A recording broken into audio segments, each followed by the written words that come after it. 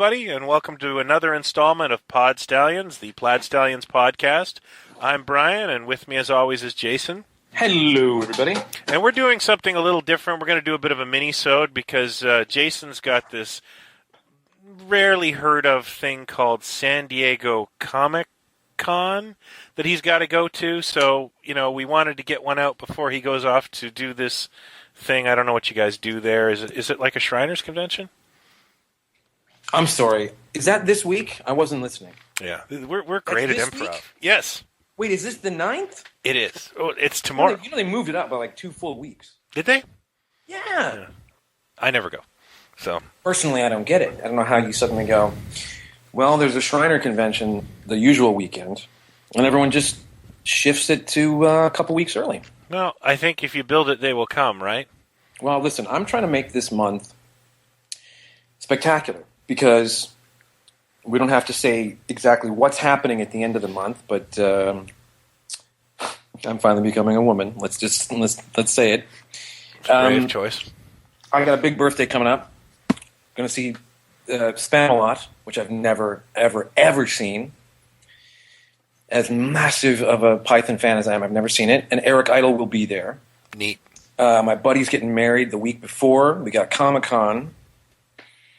There's my usual stuff that I do at the orphanage and the fireman's home, pensioner's home, and the soup kitchen, which takes up most of my week. And while you're at Comic-Con, I'll be having exciting times replacing my daughter's door.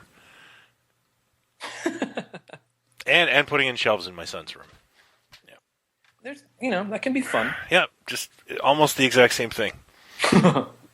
No, it's going to be crazy, and it's lots of madness. And as everybody knows, it's weirder and more mad every year. Yeah, it's. I don't think I've ever been as sweaty as I was at San Diego Comic-Con. No, because it was a lot of people. I'm going to say something. Yeah, and it may not be popular, but I need to say it. All right. One of the biggest hang-ups that everybody has about Comic-Con, and every time I talk about it, I want to make it very clear.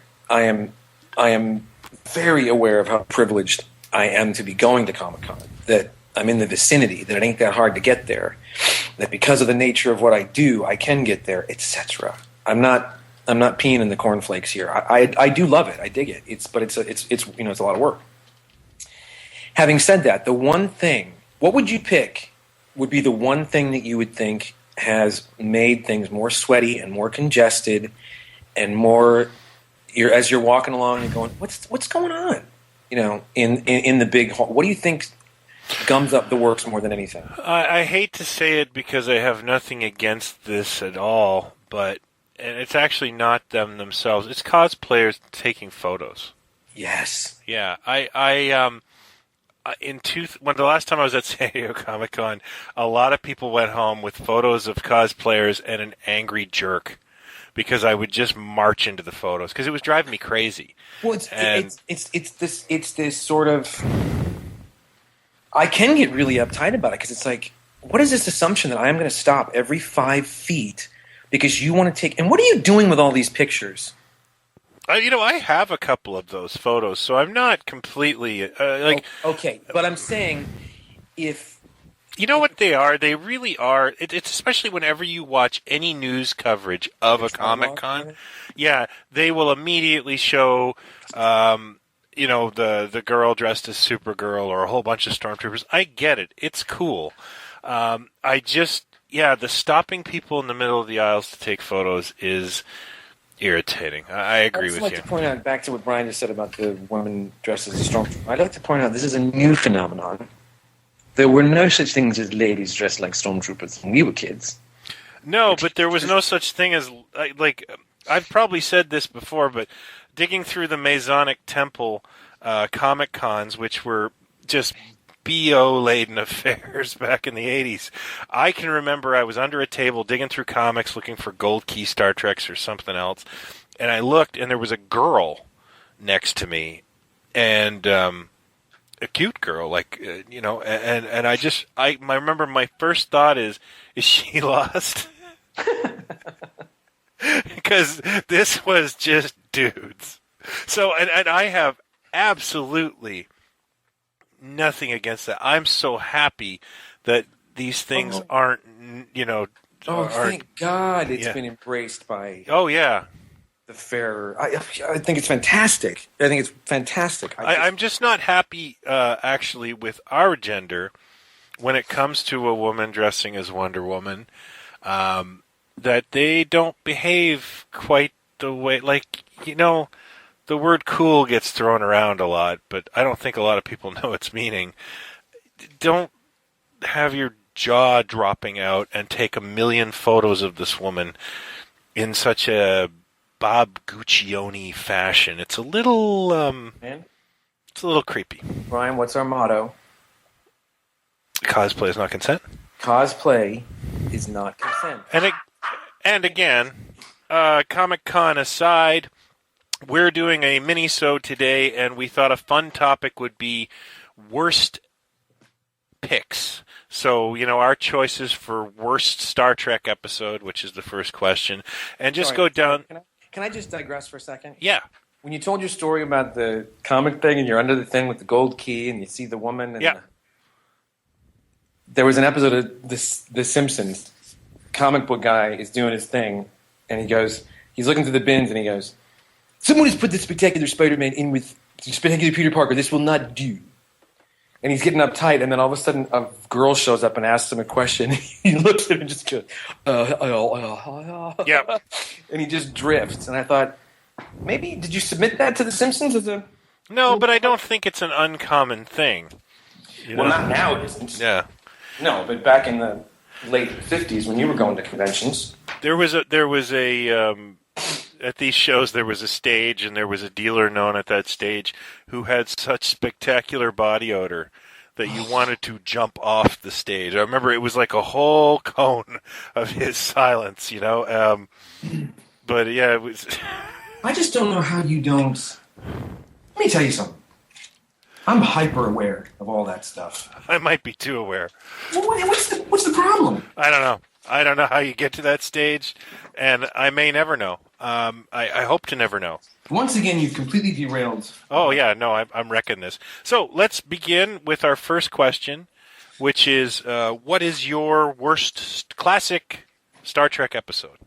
And you see, let me just give a parameter here for I don't necessarily mean what is the consensus for a bad show. Like, a lot of people would say Spock's Brain. I love Spock's Brain. I watch it once a year. Well, it's based on the Iliad, isn't it? Yes, it is, actually. It's a fun episode. I'm talking about... It's mental. Yeah. Yeah, it's just crazy town. It's just... I think I saw that when I was 7, and I remember going like, this is stupid. But I really enjoyed it. So. But see, I had a thing, as a kid. Like, I loved Kirk, but I think I really dug Spock. Oh, yeah, he was the more captivating character. And so the episodes where bad things happened to him really made me uncomfortable as a kid. I can't explain what I mean by uncomfortable, but it's sort of... I feel you. Like, what's the one? The apple is the one with the hippie, not the hippies, but the beatniks with the... That's the Way to Eden. That's the Way to Eden. Mm-hmm. The one where he gets zapped by lightning and he gets hit by the flower and all this stuff happens to him. Oh, that's the apple. Yeah. He's got like 3 things in the first 20 minutes that happen to him. And yeah. Every time that episode would come up, it would just make me cringe. Yeah, he gets his butt kicked in that one. You're right. He really does. Yeah, he gets hit by lightning. He gets hit by the flower. Mm-hmm. So that is your least favorite Star Trek episode? No. Oh. No. That's not my least favorite. Okay. My least favorite. It reached those. There's some heady writing sometimes for television and for sci-fi. They took it very seriously. The 3rd season went crazy and all that stuff. But it's got to be Cat's Paw, right? Really? You don't like Cat's Paw? That's the one with Scotty as Jack the Ripper? No, that's not. You're really pulling my brain here. I know. That's the one where Hogan tries to break out of the camp. Which episode is that? That's every episode. What's the one? The one with Red Jack. The Jack the Ripper is your least favorite episode? Okay. I'm getting my episodes mixed up. Cat's Paw is a Scotty-centric episode, right? No. What's the Scotty-centric where he's obsessed with the woman? Oh, that's that. Oh, Lights of Zetar, is that it? That's a big steaming pile of... Yeah, that is not a favorite of mine either. That's terrible. That's a terrible, terrible show. Yeah, Scotty is like really kind of... he's really out of character. Like he's kind of schoolboy crushed on a woman we've never met before. And then, she gets... don't they have to put her in a barometric pressure chamber? Yeah, and she's real uptight, you know? Yeah. Like there's something going on behind her eyes, and he keeps trying to go, oh, you know, last year you got to lay down and get better, you know? And she keeps telling him to, take a hint, dude. She's not interested. Yeah, I seem to recall a piece by David Gerald complaining about that episode, too.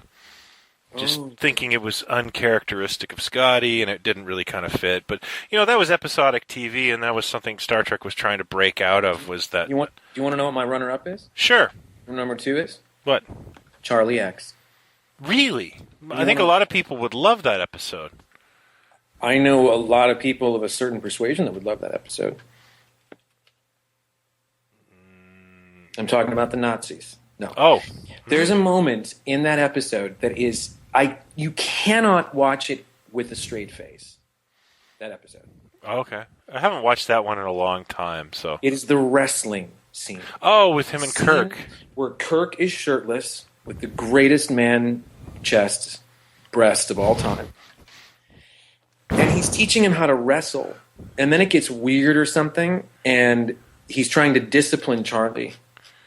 Yeah. He says something like, Charlie, go to your room. And then Charlie says, like, no, I don't want to, or something. And Kirk goes, go to your room or I'll pick you up and carry you there. And as he's saying it, he's wearing, like, tights and no shirt. Couldn't be less threatening. Like, if that was your dad, you'd just start laughing. Like, well, really? What are you going to do? You look like a shirtless Hamlet. That's funny, man. I never thought you'd have Charlie X. Like, there's a lot of weird ones or boring ones, but that one I wouldn't. That one I wouldn't have picked. That's funny. I put it number 2, and number 3 I'd be the one with the Michael J. Pollard, the kids. I hated those kids. Oh, Miri. God, Yeah. I hated those kids. The one where they'd smack their hands. Yeah. I wanted to kill them all. Wait a minute. I think you're getting 2 episodes mixed up again. Listen. Wow, you have a compact memory, sir. Let me tell you something. I know Big John, Little John better than anybody you could talk to. Okie pokey. What's the one? The kids that they smack their fist into their left hand? And the angel comes. Yeah. That's not the one with Michael J. Pollard. Listen. Hey. Okay, well, that one I hate. Okay. Those kids and the guy that shows up. Did you ever see Zodiac? No. I know that guy shows up as Melvin Belly, a lawyer. Yeah, it's Brian Cox. Yeah. No, well, yeah, Brian Cox plays him in that, yeah. Yeah. It's crazy. It's Melvin Bellag. Yeah, his son is one of those kids. My choice for worst is The Empath. It's a dreary kind of episode. It's not very fun, and the reason I think I hate it is because when I was about, let's say, 10 or 11 years old, I was in my grandfather's office, and my grandparents had this aerial that could get every UHF channel on the planet.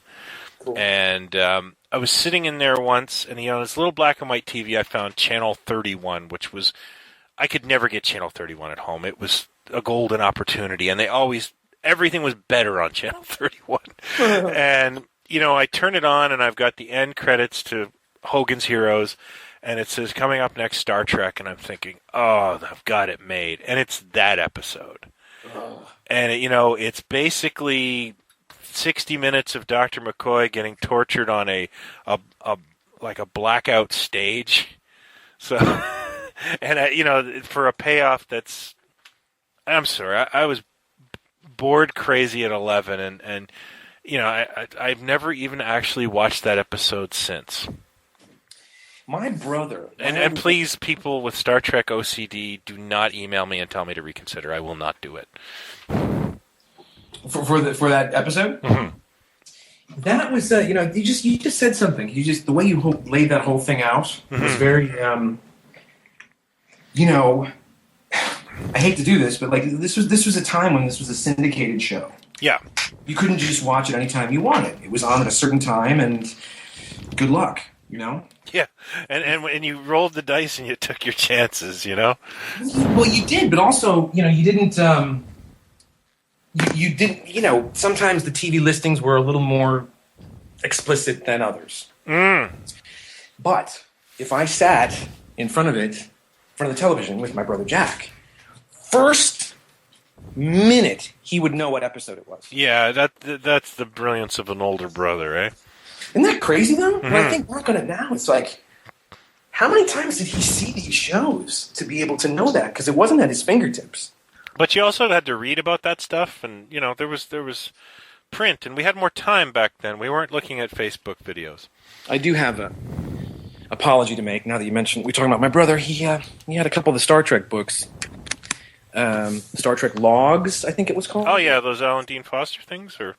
Oh, there was no, it was like a purple cover. Okay. It was more of a making of. Oh, yeah, I had one of those. And there was another one that was a making of. And the middle section had a picture section. Yeah, like black and white photos, yeah. Uh-huh.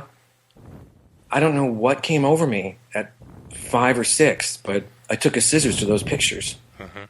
And I cut out the phaser and the tricorder. That was probably Inside Star Trek by David Gerald or something like that. That's the one. It's got a picture of the Enterprise on the cover, right? Yeah, it's got a picture of a model. I don't know if it's the Enterprise. You could be right. I loved that book, by the way. My brother went mental. Yeah. When he saw what I did. Well, you could probably replace that for $6 now. So. Yeah, I probably could. Chop, chop. I probably could. Okay, so let's move on to our next topic, which is worst Star Wars figure you had as a kid. Well, that's a toughie, man. Oh, it's so drop-dead simple for me. You want me to go first? Is it Ben? It is not Ben. It's not Ben? No, he was an integral character. It was okay, I'll paint the picture. Mm-hmm. It's 1983. Yep. I'm waiting to get on a bus to go home, I assume. I don't know. I was at a mall, and I popped in the drugstore, and they had, the toy section, Mego Love Boat figures, and they had an assortment of Return of the Jedi figures. And I'm probably 12 at this time, and I'm starting to feel that, like, I don't know what I'm doing anymore with action figures. That feeling? Sure. But I'm still a kid at heart, and I buy a General Mandine action figure. And how could you hate him? He was in the film for a minute. I'll tell you why I hated him. I hated his hair. Oh. Terrible hair. Okay, well, So did you have an assortment in front of you to choose from? Yeah, I think I had, it's 32 years ago. But I'm going to say that I probably had, Calato, Nikto, Gormaran Guard, those characters, and I bought a couple of those. There was no Luke or Leia or Han in this pile. And I bought General Mandine, and I opened him on the bus, and I was just sitting there looking at it, and I'm like, why did I get this guy? Like, what would I do with this guy? And he's got that. I don't know if he's got. It's like a baton, right? like a lead pestle or something, and it's sort of like a useless accessory. Like give him a gun. Like you're a useless character and you have a useless accessory. Yeah, like if he had a gun, he would be kind of cooler. Like at least the Bespin guards had guns. He'd be more relevant. Yeah, and I just remember. So I think that action figure actually. It symbolizes you're too old for action figures. Oh, so I'll always hate that character. That's interesting. Well, I'm probably sure I still have him, too. That's the funny part. The funny part of this, though, is I remember even as a kid joking with my older cousin about the obscure characters that started to get made into action figures. we would joke like, "Was the guy that did the thing in the thing? Is he going to be made into it?" I mean, come on. As kids, we're like critiquing, the abundance of characters that are going to come out and the obscurity and everything. I'm going to have to, first of all, first movie, everything is gold. Everything is. Oh, yeah, no, I agree. There's nobody bad in that bunch. I'm a huge Death Squad Commander fan, so. Yeah, let's call it what it is. Death Squad Commander. Yeah. Empire comes around, and as you know, it hit me pretty hard emotionally. Yes. Are you over it yet? No. No. Okay. I don't think you... Do you ever get over that? The thing is, it was my life from 77 to that next movie. And if you were, like-minded like me, and it really messed you up, what happened to, one of your heroes, which was Han. Yeah. It was really... I've never seen anything like that. Yeah, it was pretty... Yeah, I remember being shocked by that. And I remember as a kid looking at my watch going, "Oh, he's going to get out of this." There's plenty of time. But everything started to kind of, sort of leave a bad taste in my mouth. The products, and then it's like looking through a Sears catalog, and there's a Bespin Freeze Han playset, and I thought, "You bastards, rub it in." I don't want that thing. Adding insult to injury. Exactly. And so the Empire stuff was much slower, whereas Star Wars was like, gotta get it. And I probably can't think of an Empire. I'm gonna go with Jedi, and I'm gonna go with who? I got 2 words for you. Put them together: Keeper and Rancor. Oh, the Rancor Keeper. Yeah.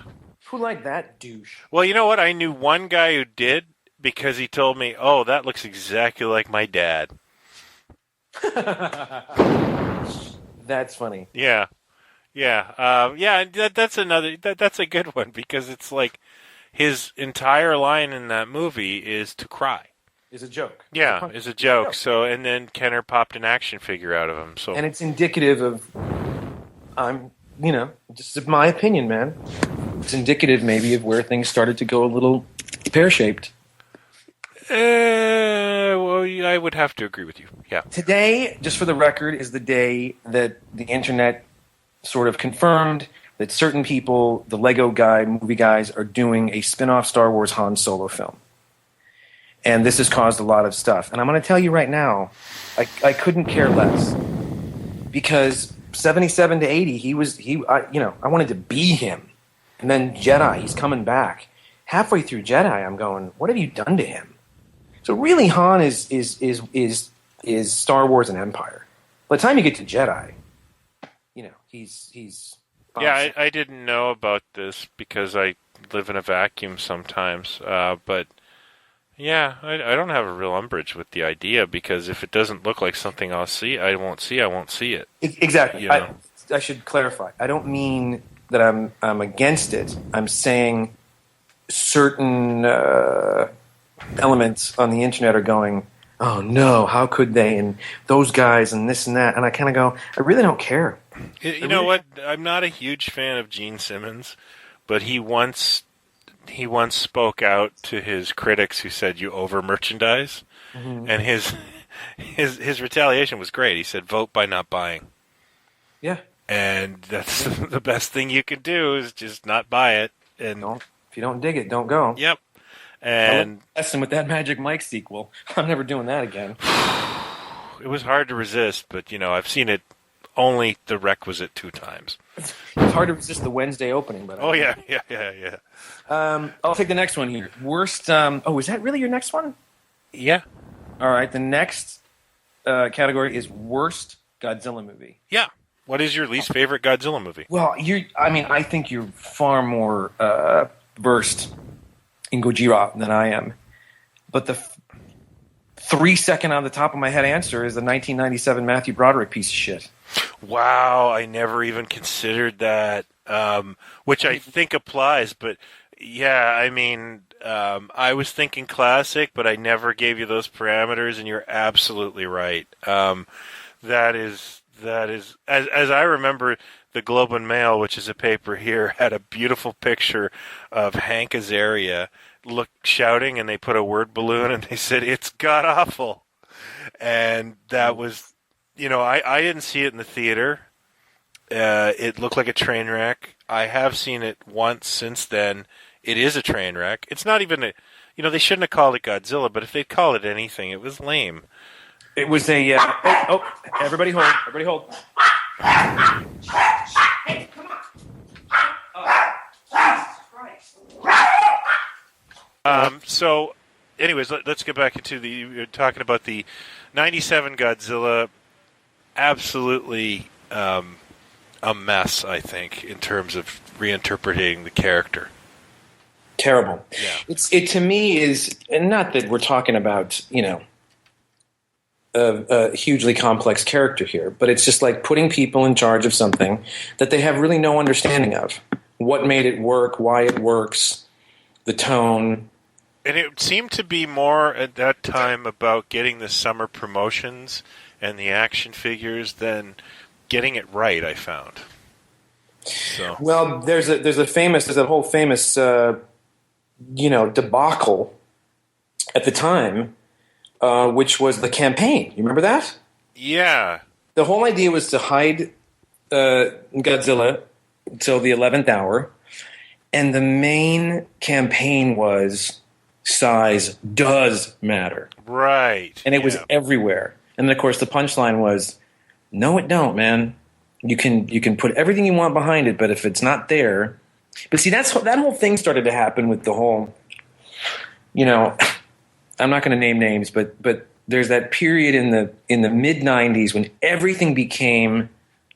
It wasn't even like A to B. It was like A to D.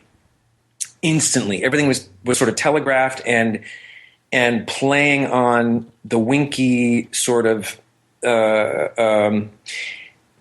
Here's the best way to put it. You suddenly had a generation of filmmakers, storytellers, directors, idiots. In the late 60s, there was that first generation that came out of film school that changed everything. Coppola, Lucas, Spielberg. I don't know Spielberg went to film school, but Scorsese, all these guys. And the studio heads being completely out of touch. But they were the first generation of guys that they were doing their own thing, but they were hugely influenced by John Ford and Orson Welles and Hitchcock, whatever. Brian De Palma, Hitchcock, everything. So that was that first time that happened. Well, I feel like in the mid-'90s, with Independence Day and Godzilla and Armageddon and now you're all studying those guys, the Spielbergs of the world, but you don't know why those things worked. You really don't. You're relying on, a wise-ass comment or irony or playing it for laughs, whatever, and that's not why those things work. They were great scripts. At the core of it, Jaws is a great script.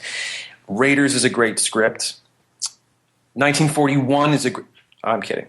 But, you know what I mean? You almost slipped that right by me. I would have just gone and just... It's not just, just add water and it's going to happen.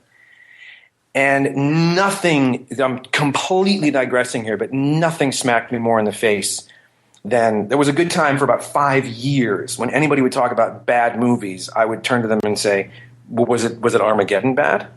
Literally every single moment in that film is a car commercial or a bike commercial or a Coke commercial or whatever. There's no understanding of storytelling whatsoever, and it's a giant lizard, but whatever. Where's the story with anything? Yeah, you got me beat, because my choice is actually a 70s film called Terror of Mechagodzilla, which I couldn't exactly quantify why. Godzilla movies go up and down, and there's some really crappy ones. But that one's taking itself seriously, and I still am not as... I would rather watch...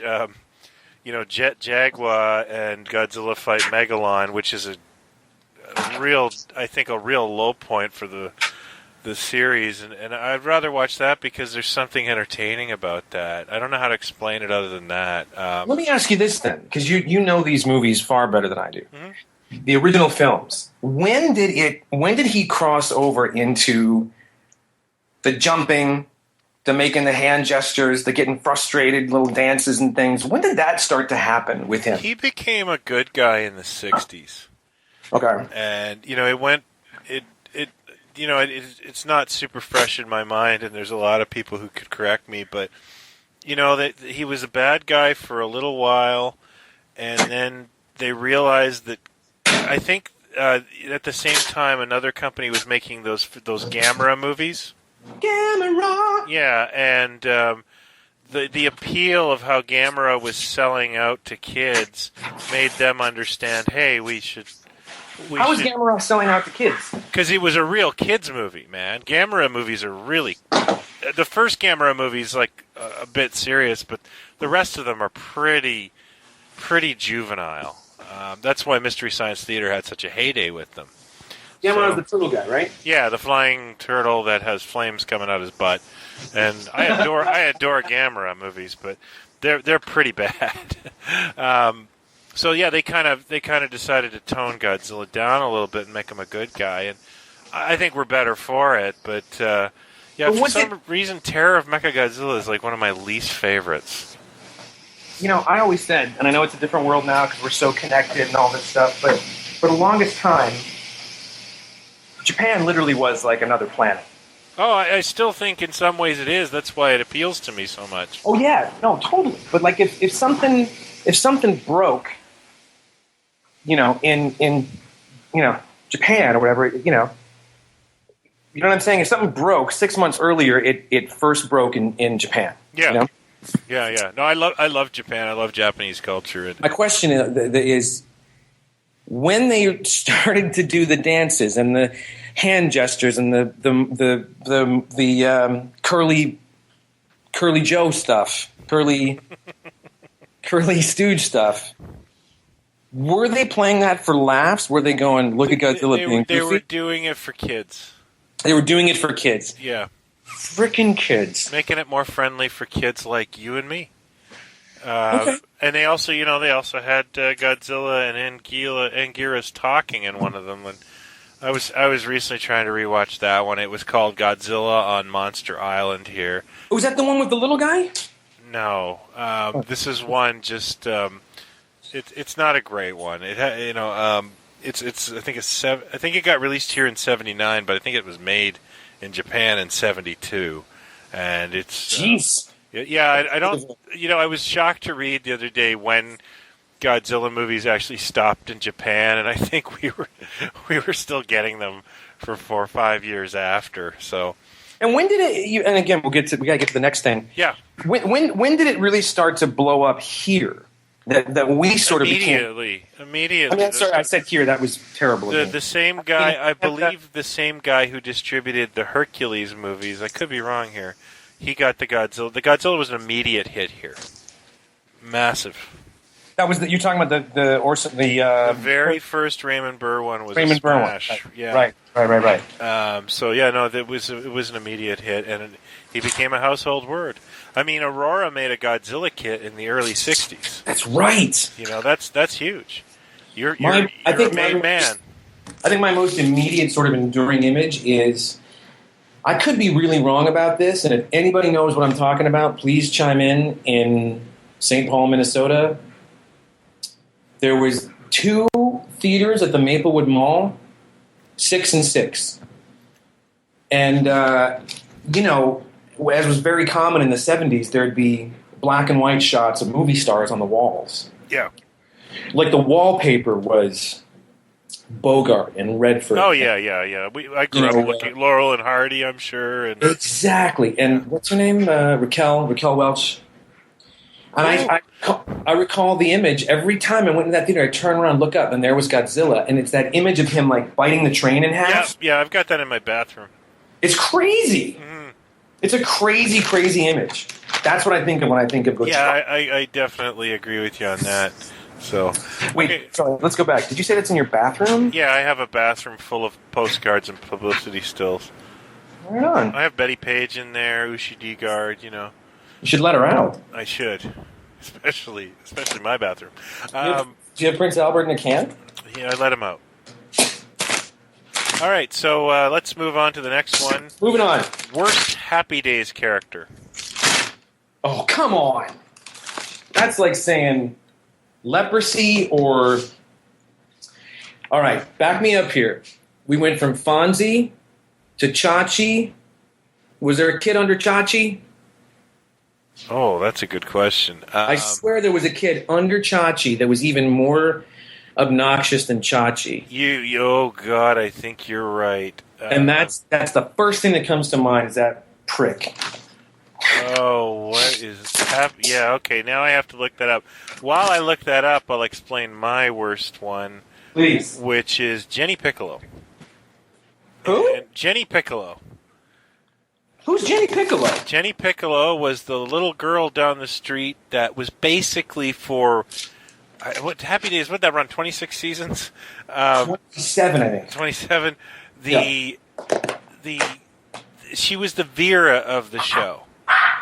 In that they spoke of her and her crazy house all the time, but it was never actually, physically a character. Was she like the little redheaded girl in Peanuts? You never saw her? Well, I think you did see the little red-haired girl in Peanuts, but it's more like Vera from Cheers. I don't think you did see the redheaded girl. Did you see the redheaded girl? You did. We eventually saw her? Well, she was always in passing, right? She'd be on a bus driving by that schmuck. Yeah, she was uptight, man.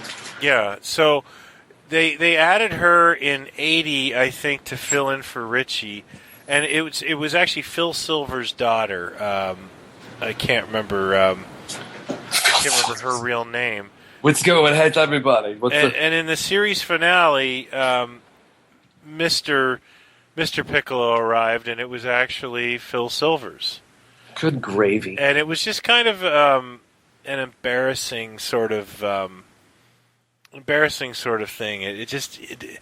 Once you kind of, you're almost poking through the fourth wall by adding a character that you've talked about all these years. And of course, the show is the coiner of Jump the Shark. So it truly is. Yes. Yeah. I mean, a lot of people would say Ted McGinley's character, but that Jenny Piccolo thing drove me crazy.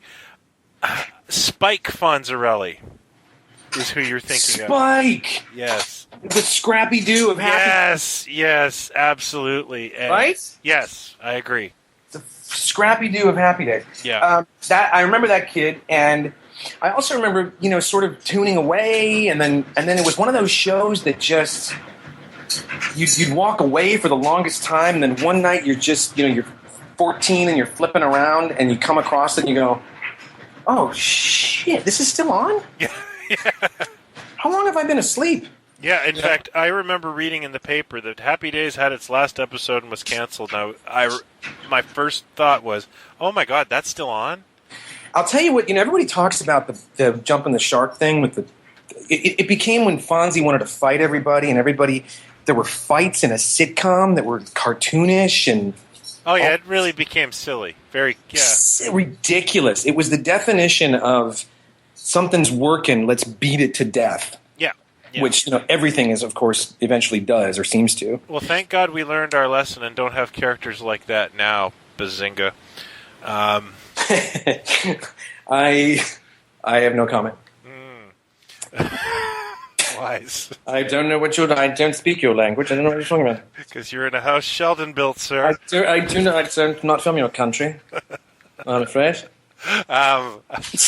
So let's move on to one. Let's move on.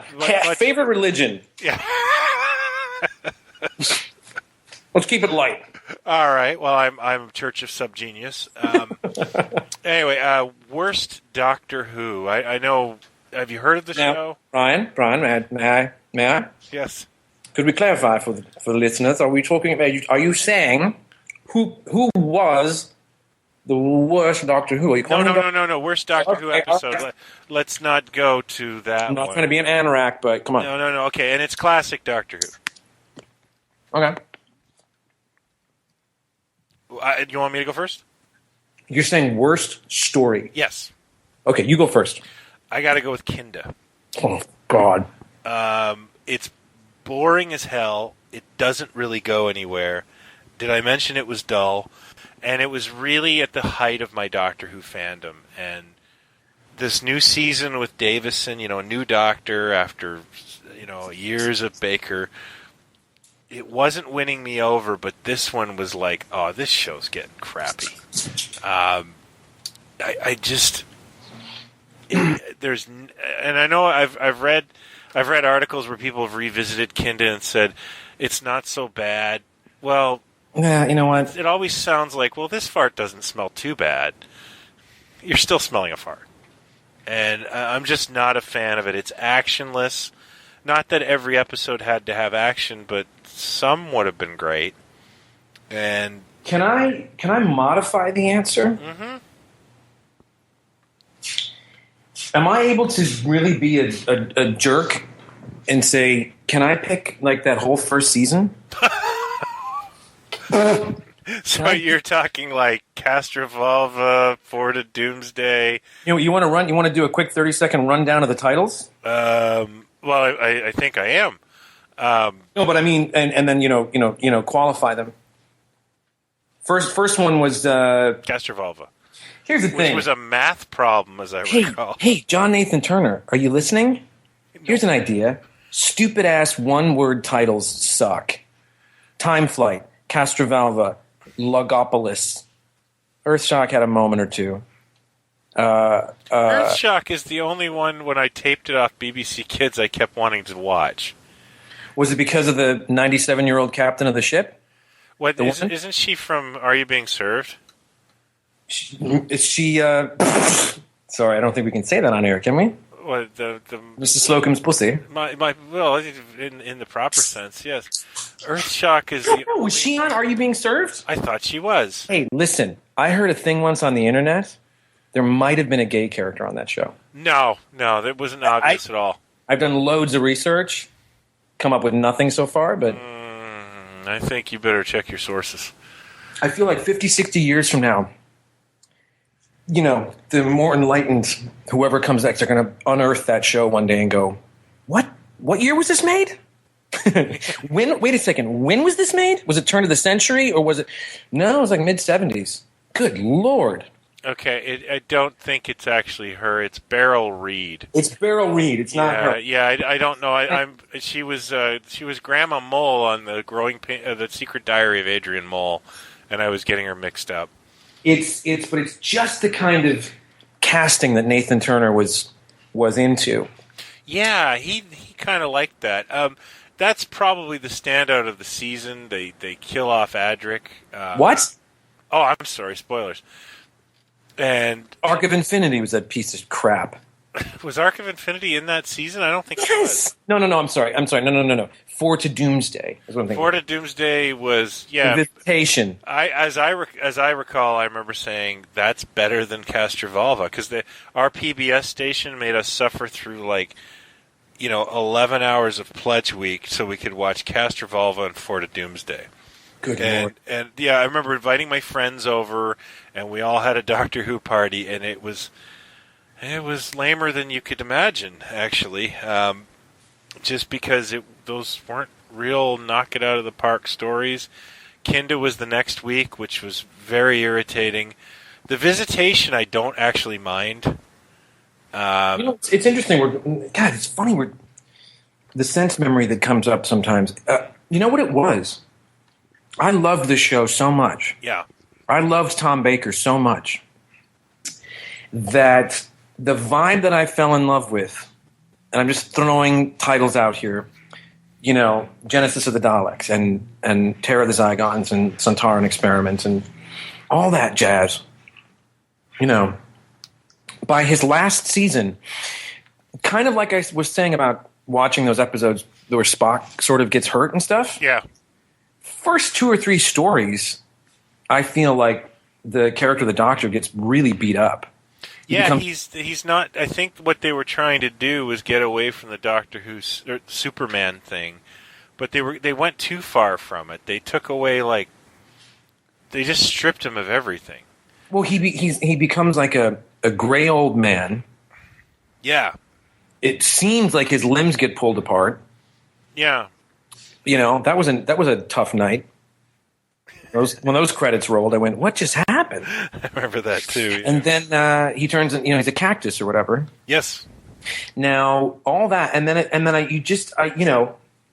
was really apparent that something was going on with Tom Baker. That he was not having a good time. Yeah. He was not the doctor that I loved a couple years before, and so things started to change. And I didn't. Well, they had him napping in the very first scene of the. Yeah, he was on the beach with. They're napping. Yeah. No, it just. That's I think what it was, and from that, and the way he suddenly was gone. Mm. I'd never experienced that before. You had Pertwee. Yeah, I can vividly remember hating Tom Baker for about 8 minutes. Isn't that funny? And then going, I kind of like him. You know what really occurs to me? I went, oh, well, that's just, here's my 11-year-old, nose in the air. Oh, you bastards! Yeah, was the scene in Castrovalva where he destroys the scarf, unravels the scarf. Yeah. Which is like Nathan Turner going, "Goodbye, Tom. You're never coming back. It was just you became a clown or whatever. It's just a scarf." And it's kind of pissing on it, Mm-hmm. And, it just, I gave him a chance. I don't mind Davison's, stuff. He's okay. He's always out of breath. Made me crazy. I'm just, I think he's good. I just think he was a bit misused, and I think he left because of that, too. His stories are often not stories, and there should have been more concentration on that. It was all a lot of flash and glamour. I'm not a big...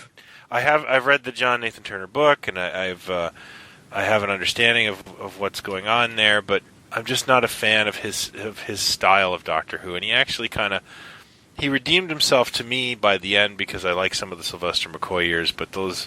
Well, again, I think he was lucky. I don't think he understood it. I think he was good at publicity, and he was good at politicking a bit. Yeah. I think who was that guy? Andrew Cartmel kind of saved the series for me. I mean, the ballsiest thing he ever did was to turn down the Radio Times cover with the Cybermen because it would have spoiled the surprise for Earthshock. Yeah.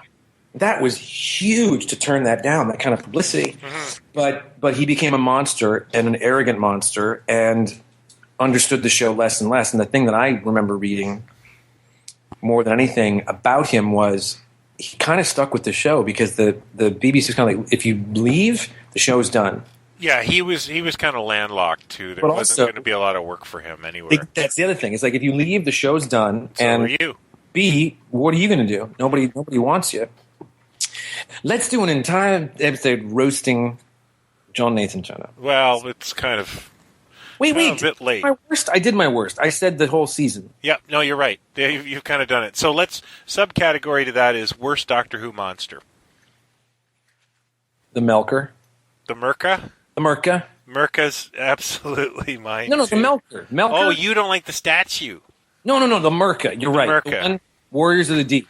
This is an Abbott and Costello bit. It really is. But massive nerds trying to get a monster right from 80s Doctor Who.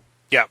You should be ashamed of yourself. My favorite thing, though, it's... Stand by while I go put on some Asia. Yeah, okay. Oh, heat of the moment, please. My favorite part of that, though... Actually, I knew a guy that actually carved Asia into his desk.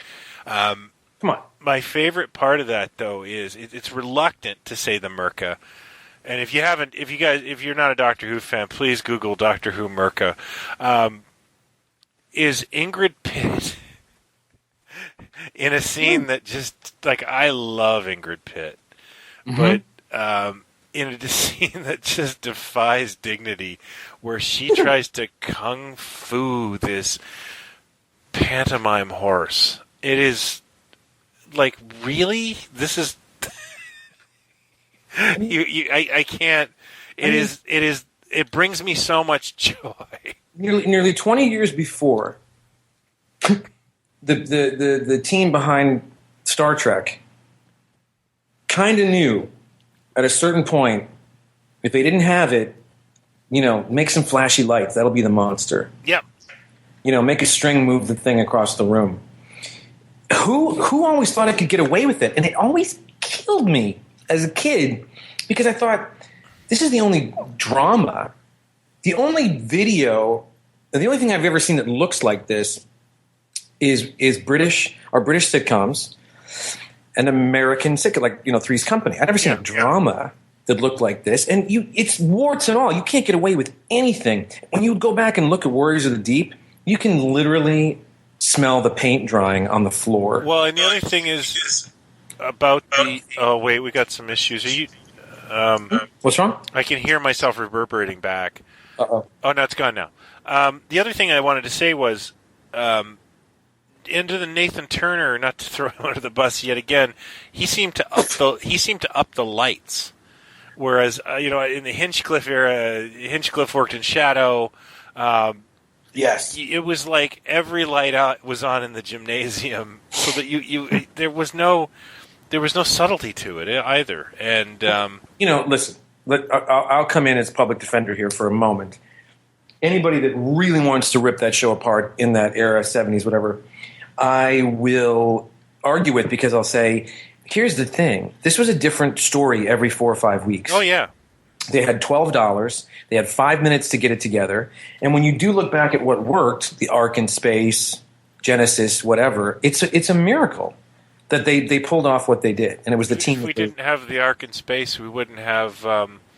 We probably wouldn't have the new Who, because that's Russell T Davies' favorite episode of Doctor Who.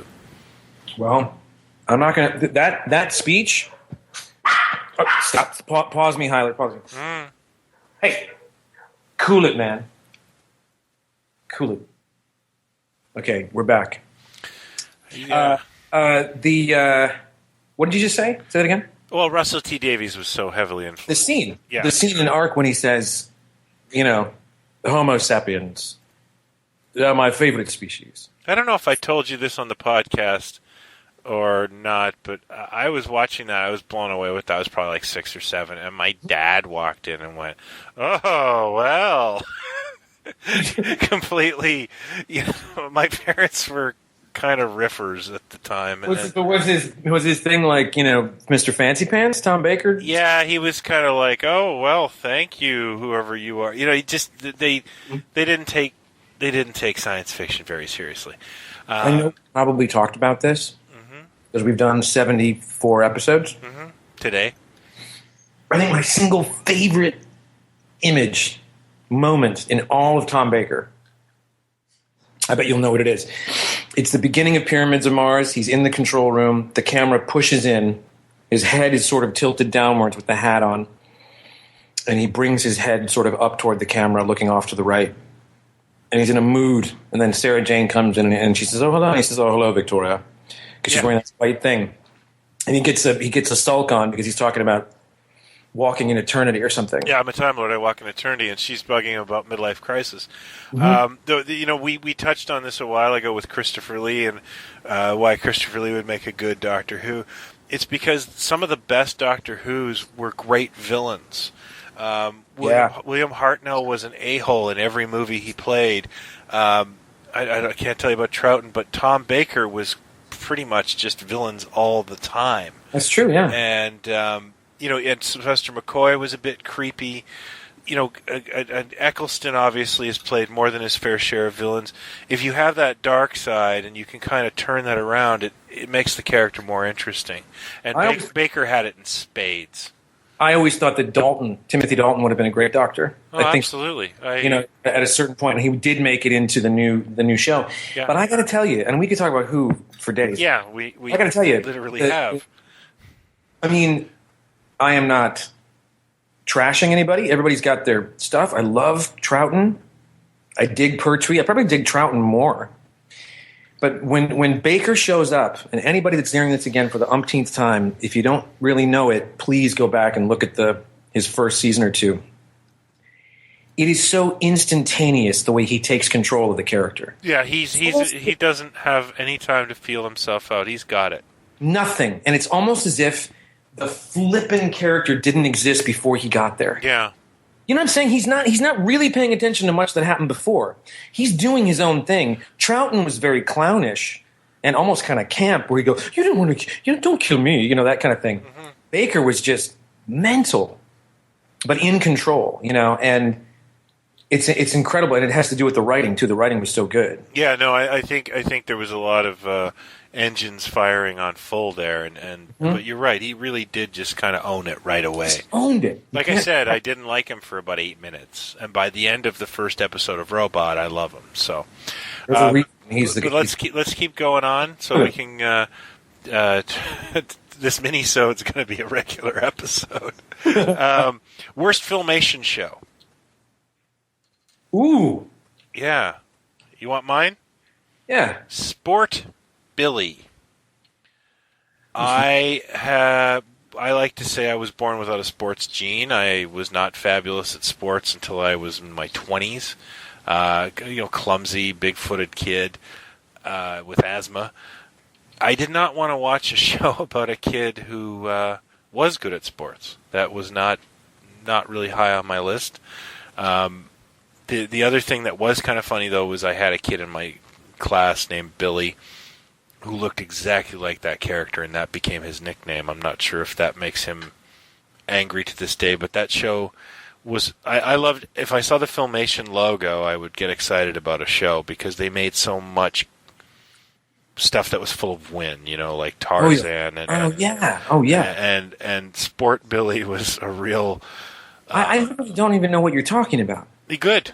You're lucky. Sport Billy? Mm-hmm. I don't know what this is. Was this a live action? No, it was a animated show. I don't remember this at all. I believe it was made in conjunction with Germany. Yes, it was. Well, I can tell you, I'm looking at the first picture I've seen of Sport Billy. Now, I do want to punch him. Yeah, well, and I would like to say it's the worst thing that ever came out of Germany, but I can't back that up. It might be number 2. Yeah. It could be a distant. But I'm just if I'm gonna put money down, I'm saying it's coming in at a close 2. Yeah. I think that's fair. Something else came out of there that I can't put my finger on it, but I think they were. I seem to recall something about my great grandfather being targeted. I don't know. Yeah, it'll come to me. Yeah. Boy, not good memories. Worst filmation series show. All right, you're gonna have to confirm or deny some of this, but sure. I'm gonna go just because I kind of hated it. Was Captain Cool and the Kongs? Nope, Kraft. That's Kraft? Yeah. They didn't but didn't Filmation do live action stuff too? They did. Yeah. Bigfoot and nope, Kraft. That was Kraft? Yeah. But Captain Cool and the Kongs. Hey, sorry, Captain Cool and the Kongs. Are you? I'm taking it back. My bad. I didn't mean to throw you in the Filmation bus. All right. Then it's got to be Gilligan's Planet.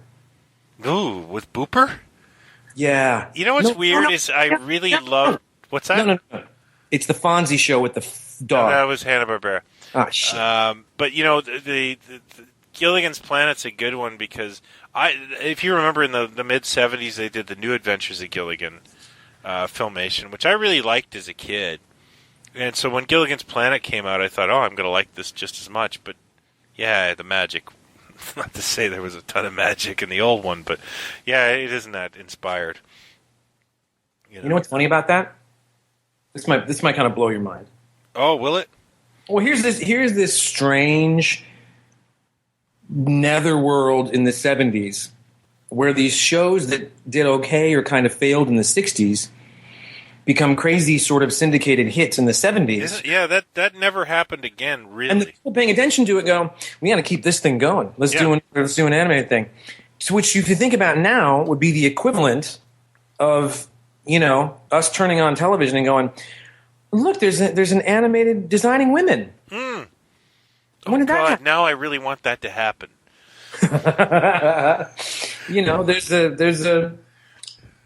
They did a cartoon of We've Got It Made? Oh, stop. Who knew? It's a living, the animated series. It's a living. Charles in Charge, the Who Gives a Crap? The puppet show? That's kind of what it is if you think about it, right? Yeah. Try to put all the stuff from the 70s or the early 80s that was 227 babies. 227 babies. Yeah. That actually could probably get greenlit. Yeah. I think Jack A is available. Right? Yeah. You know, the new Odd Couple. Again, I think now at this point it is the new Odd Couple. Do you remember the animated Odd Couple, the Oddball Couple? The Oddball Couple. I might have the coloring book inches away from from this desk right now. I ask you, our 7 listeners. Yes. What other show could a man say to another man? Do you remember the obscure Oddball the Patty Couple? Freeling cartoon. Patty Freeling, cute dogs that lasted a week, and have the other fella say, "Do I remember it? I got the coloring book, old boy." I loved that show. I loved Paul Winchell's voice in it. Yeah. And it was so brilliant. Felix was a cat and Oscar was the dog. Oh, I thought they were both dogs. No. Oh, I misunderstood it all these years. Yeah, it's not a great show. And I have purposely never, ever gone to YouTube and watched more than 6 seconds of it because it's like, no, I really liked that as a kid. I think I'll just leave that alone. You just said 2 words, to Patty Freeling. Yeah. There was a time in the, Saturday morning thing, Bugs Bunny Roadrunner show. And the cartoons, they would just kind of come up randomly. And you remember they would do the title card, and then it would be... But before the thing came out, they would just do, look, it's, Duck Amuck or whatever. And then every now and then, and we're just kids, Every now and then, there would be this, what I now understand to be a Patty Freeling, Daffy Duck, or a Speedy Gonzales cartoon. Do you remember those and the rhythm of them and the? Yeah, they weren't as. Yeah, I do. Trippy, man. They were really trippy. Yeah, I'm sitting there going, "Who got a hold of these? This is not the cartoon I remember." And suddenly every other one was Daffy and Speedy against each other. I don't know. I'm just saying. I think the Patty Freeling was a. Yeah, they were weird and kind of cheap cartoons. They were terrible. Yeah.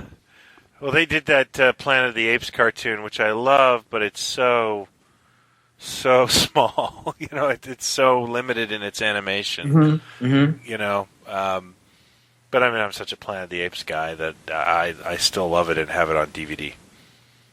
Oh, look at you. Yeah. So. All right, we're gonna move on to.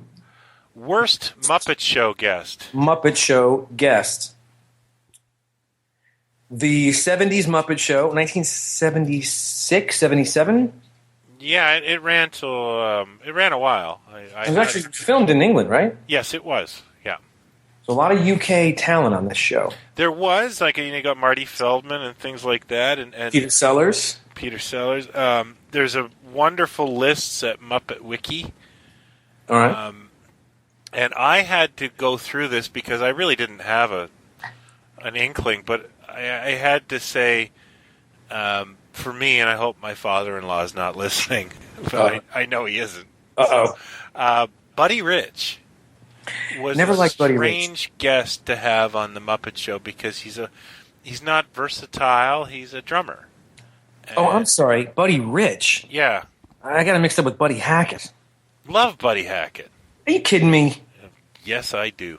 You know what comes to mind when I think of Buddy Hackett? Anytime he was on television, my father was in the room, he'd go, "This guy's filthy. He's got a filthy mouth." He does. He does. And I go, "Nah, what are you talking about? He's on Carson." He's like, "Well, you can't say it on Carson." And I suddenly started to sort of imagine him as this filthy comic. I never heard any of it. I heard loads of Red Fox stuff, but I never heard... Oh, Red Fox, so smutty. I never heard Buddy Hackett. But Buddy Rich was on the Muppet Show? Yeah. Well, they couldn't get Murnau? Yeah, I don't... It was a weird... He's a weird choice. And, I mean, I get it. I mean, it's a variety show, but I just thought that there wasn't... He didn't offer much, He was no Loretta Swit. But who is? Very few. I didn't even remember he was... Yeah. You know what comes to mind? And I'm not giving this as my answer as the worst. Yeah. That was that whole period where, for some reason, 10 years after she burst onto the scene, somebody said, Raquel Welch can kind of carry a tune. Ooh, yeah, that was weird. And she can move around a bit. Let's give her a variety special. I seem to remember that period. And she's like dancing with a giant spider on the Muppet Show. You remember that? Kinda, yeah. And it's clearly like a man in with a bunch of pipe cleaners out of his legs or something. I don't remember the Nancy Walker episode of the Muppet Show, but I kind of want to. For me, the Muppet Show is like Vincent Price, Alice Cooper, and the Star Wars characters. God, when you say Nancy Walker, you know what comes to mind? Thank God It's Friday? Yeah. Yeah. Thank God It's Friday. She directed it. Village People, Bruce Jenner. Wait, am I getting the right one? Village People, Bruce Jenner, Valerie Perrine, Steve Guttenberg. Yep. The rap party, Gutenberg said, got weird because somebody was pumping amyl nitrate through the vents. And Nancy Walker got all weird. I got to be honest with you. That was the strangest night in 1991 I ever spent because I watched that. The film? Yeah, I watched it in my dorm room going... Oh, I saw it once, yeah. Yeah, it's mental. Yeah. You're watching it going, this is still going. They're still filming. Like this actually happened. What's the point of this? This wasn't a commercial. This was a full-on movie. Yeah, and somebody gave somebody money for this, so... It's like the equivalent of... Do you remember the FedEx guy that talked fast? Yeah, John Machida. Good gravy. Of course you know his name. It's like somebody saw him and said, give him a trilogy. Yeah. Well, it'll be over in 16 minutes. He'll be around for a while. Give him a Micro Machines guy. A 6-picture deal. Okay, let's each script work in a thing where he talks fast. But only once at the end. Only once. I was just watching an interview with what's his name from the Jerky Boys, and they were asking him about the movie, and they were going, "So who heard your crank calls and decided that was a movie?" And he said, "Disney." Really? Yeah. I don't begrudge him for taking the money and running and making a film, but it's like, wow, that's weird that they were selling records, but it's like, the Jerky Boys were kind of just a funny little aside, Mm-hmm, mm-hmm. It'd be like making Grumpy Cat a celebrity. Oh, wait, never mind. Or wait, they're turning Mr. Jaws into a TV series. Shh. Wow. Yeah. Pulled that out of my butt. Mr. Jaws, Dickie Goodman? Good God. I listened to Dickie Goodman. Brian, what's the things that should be in those rooms in your head? Where is all that information? I don't know. I couldn't find my PIN to log in at work today. It was fabulous. Yeah, you know why? Because you got Dickie Goodman in there. Dickie Goodman and Valerie Perrine making out in your head. Worst Star Wars ripoff. Yes. I think we probably have the same answer for this one. Well, worst Star Wars ripoff. Because the best, there's a lot of creative stuff out there, but stuff like Star Crash for me is entertaining as all hell. So I have to come down to what bored the snot out of me, and that would be Shape of Things to Come. Oh my God! The Canadian classic starring Barry Morse and is Palance in that one? Oh, who cares? I don't know if it's filmed at Ontario Place. Is it Palance? Is it what's his name from Escape from New York? Is it Carradine? Who cares? They're all the same guy. They say two things. They pick up a check. Let me tell you something. Shape of Things to Come was me on a Sunday looking at the Sunday paper, and my father saying, "I'll take you to a movie," And he says, "Well, what about this one?" And I don't remember what it was. I don't remember what he suggested, and I just pushed for this Shape of Things to Come, and all I remember is the awfulness and sitting in the theater and looking up at my dad and having him look down at me and kind of chuckle like, "Welcome to the world, kid. It's a big ripoff," And he just kind of, my father was laughing. He wasn't laughing at me, but he was laughing at the choice and how awful this thing was. It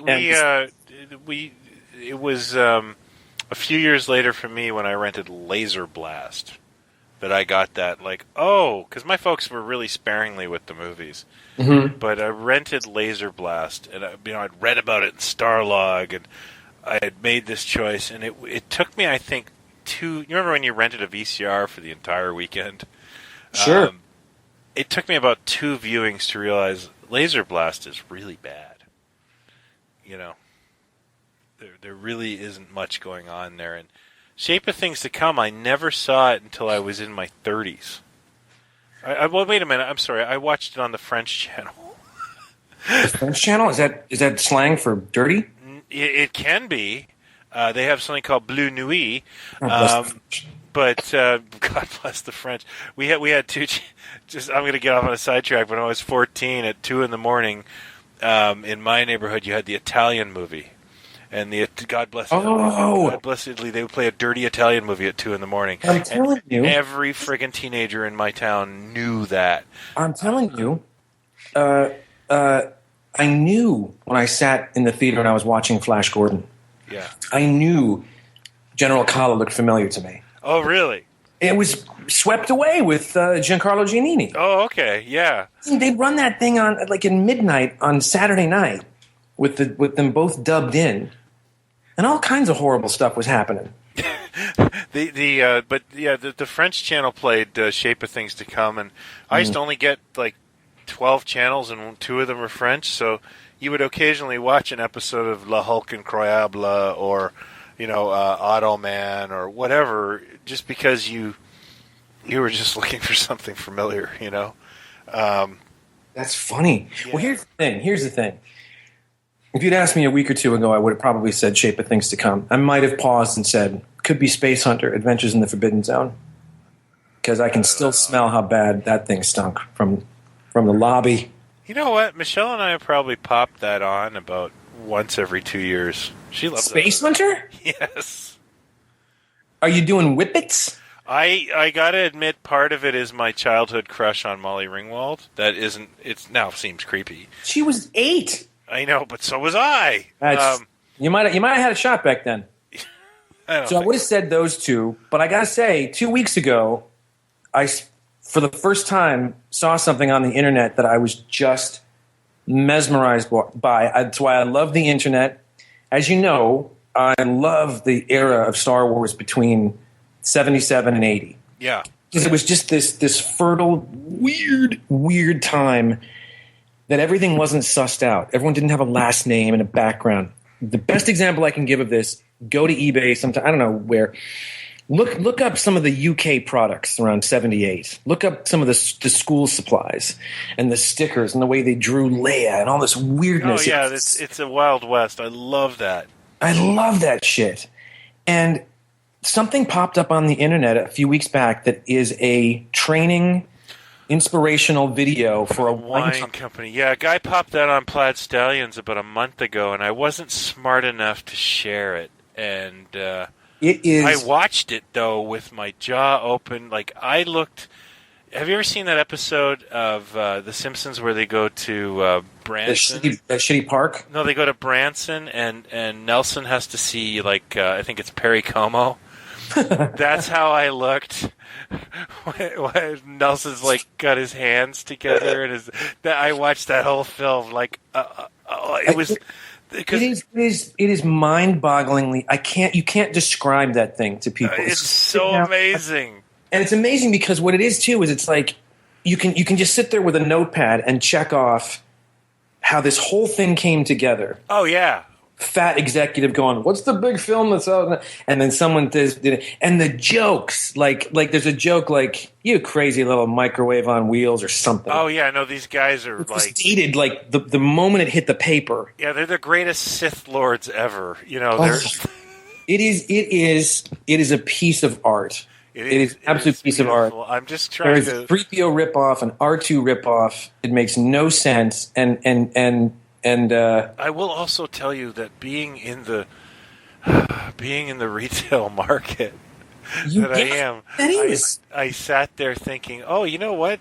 I took a couple hints from their This might have inspired some people.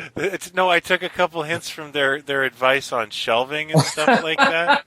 No, that's the bit I love where he goes, and you've got this attractive, and then turn it around. Yeah.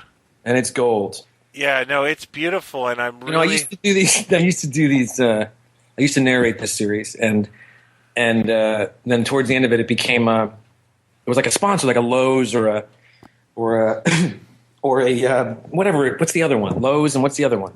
Home Depot? Toys R Us? Home Depot. Yeah. And there were these little tags that I suddenly would get into scripts, like, and it was, I'm paraphrasing, but it was like, bathroom too gloomy? Try opening, bathroom too gloomy? Try some Venetian blinds and a little bit of, arsenic or whatever the hell it was. And it got to a point where these things were so what's the John C. Reilly on Dr. Steve Brule. They were literally Steve Brule things. Yeah. He's like, well, wash down your driveway, dingus. Doofus, That's what this stuff started to sound like. And this training thing was like, and if that's not attractive enough, turn the letters around and they're gold. Yeah. Oh, well, shit, that's going to stop them in their tracks. I will admit to having a huge fascination with training films, like McDonald's training films. I used to get my friends to steal them from McDonald's so I could watch them. Because they would complain about how bad they were, and it's like, please, for the love of God. I got dragged out when I worked at Staples. I got dragged out on a Sunday morning to watch shoplifting training films, and they were like from the 70s. And I think I was the only person happy to be there. That's hilarious. But yeah, Taylor Wine's 1978 Holiday Race for Space. That is an inspired choice. It is right in the pocket of... It's still better than Shady Things to Come. Yeah. It's still better than Phantom Menace. It is. It is absolutely better than Phantom Menace. It's right in that pocket of just what the... Like, the second some of this stuff happened, it really... Here's the thing, and you're a much sharper observer of this than I am, what I'm going to try to articulate here. Besides the cultural explosion of Star Wars, because I would stand by this. I don't think E.T. had it. I don't think something what Titanic, Avatar. Give me something in the past 40 years that has united the world the way Star Wars did. No, I don't mean we all put our guns down. I don't mean that. What I mean is the whole world collectively had their little minds blown by this thing for a year or two.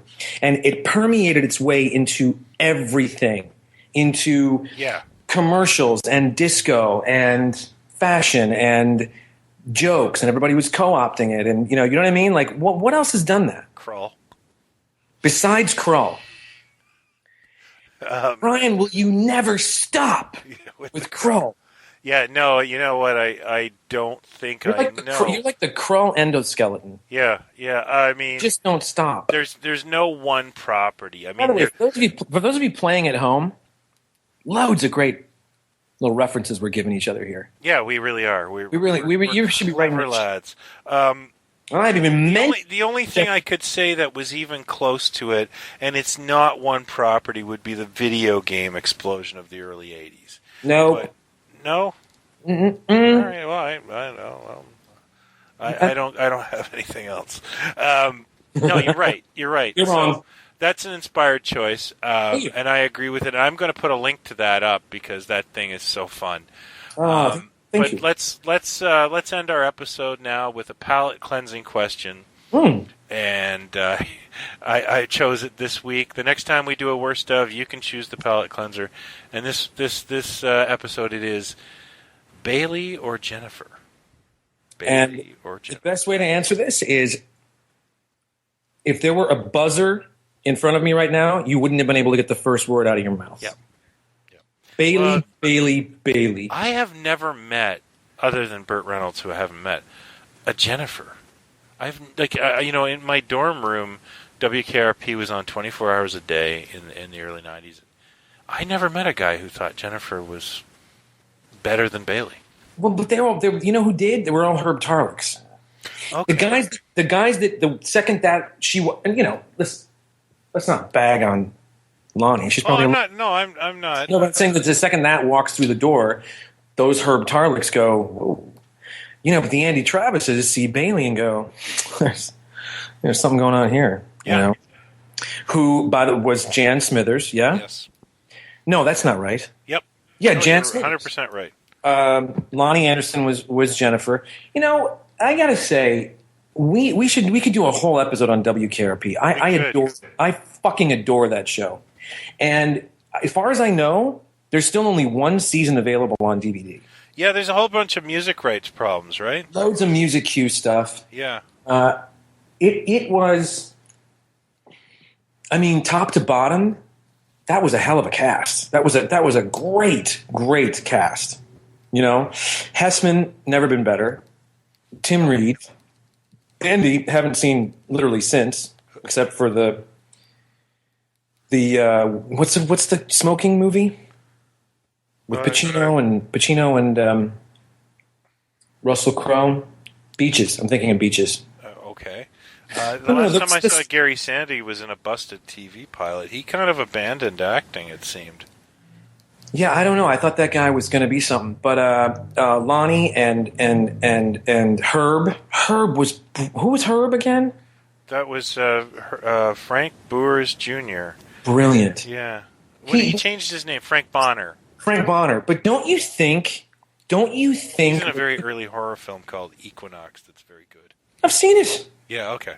But don't you think that what he was doing with Herb was way ahead of the curve? Oh yeah. Meaning what he was making fun of, the belt, the shoes, the clothing, the hair, the horrible suits. This is 1978. The suits they're only a couple years old. Yeah, but it worked, and It completely worked. It completely worked. It was the equivalent of somebody within a year or two understanding what a members only jacket was. Yeah, now that character looks really extreme. But at that time you it would wasn't still see like your dad's friends wearing that. It really doesn't make for an interesting. Let me ask you something. Yeah. This is a standing sort of conversation I've had over the years.